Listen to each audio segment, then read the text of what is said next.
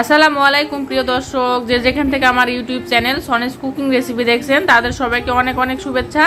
আমি নাসরিন সনি নওগাঁ জেলার নজরপুর থেকে বলছি। আজকে আমার রেসিপিতে নিয়ে চলে এসেছি চিকেন ভেজিটেবল রেসিপি।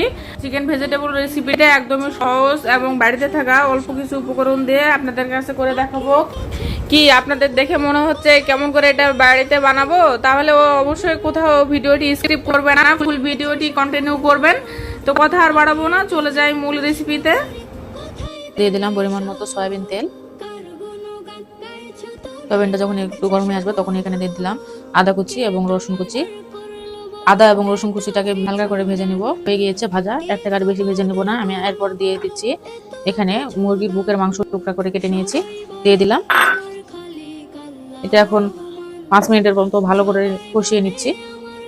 এর মধ্যে দিচ্ছি স্বাদ মতো নুন। চিকেনটা কষিয়ে নেওয়া হয়ে গিয়েছে। এ পর্যায়ে দিয়ে দিচ্ছি পেঁপে। আমি এখানে পেঁপে পাতলা করে কেটে নিয়েছি, দিয়ে দিলাম। এবং গাজরও একইভাবে কেটে নিয়েছি। টুকরো করা ফুলকপি দিয়ে দিচ্ছি। ভালো করে নেড়ে নিচ্ছি।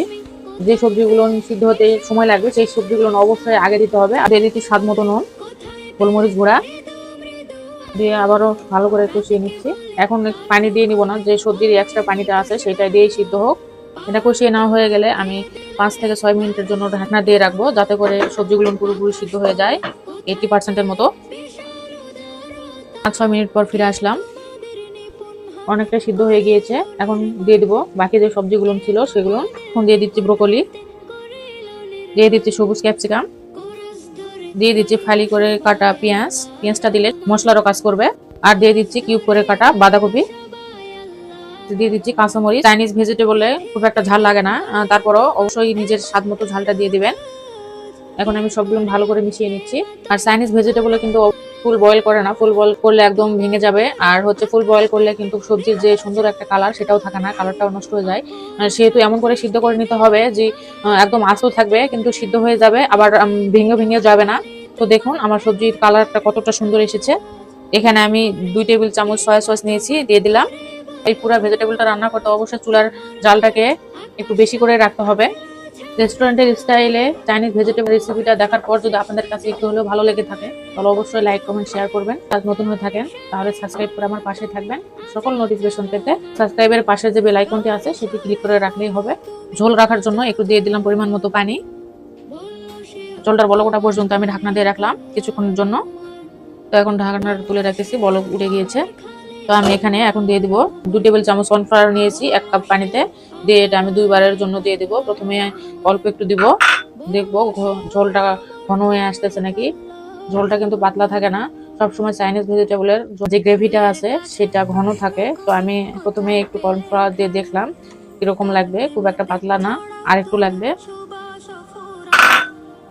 একবারে দিয়ে দেওয়া যাবে না, না হলে কর্নফ্লাওয়ার নিচ দিকে পুরো রান্নাতে দলা পেকে যেতে পারে। গ্রেভিটা সুন্দর এক ঘনত্ব হয়ে এসেছে, আবার খুব বেশি ঘন করে ফেলবো না, না হলে ঠান্ডা হয়ে যাওয়ার পর এটা একদম জমে যাবে।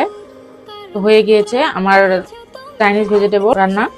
আমি এখন পরিবেশন করে দেখাচ্ছি। এর গ্রেভিটাও দেখুন একদম খুব একটা ঘনও না, আবার খুব একটা পাতলাও না, অনেক সুন্দর হয়েছে।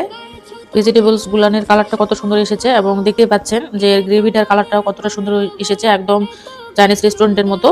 বন্ধুরা দেখতে পেলেন এত সুন্দরভাবে, এত সহজ এবং বাড়িতে থাকা অল্প কিছু উপকরণ দিয়ে আজকের এই চিকেন ভেজিটেবলস রেসিপিটা আপনাদের কাছে করে দেখালাম। একদম কালারফুল হয়েছে এই ভেজিটেবলটি। আপনারা চাইলে সাদা পোলাও এবং ফ্রাইড রাইসের সাথে খেতে পারেন। আমার ইউটিউব চ্যানেলে ফ্রাইড রাইস এবং সাদা পোলাও রেসিপি দেওয়া আছে, আপনারা চাইলে সেখান থেকে দেখে নিতে পারেন। তো এই পর্যন্তই, সবার সুস্থতা কামনা করে এখানেই শেষ করছি। সবাই ভালো থাকবেন, সুস্থ থাকবেন। আল্লাহ হাফেজ।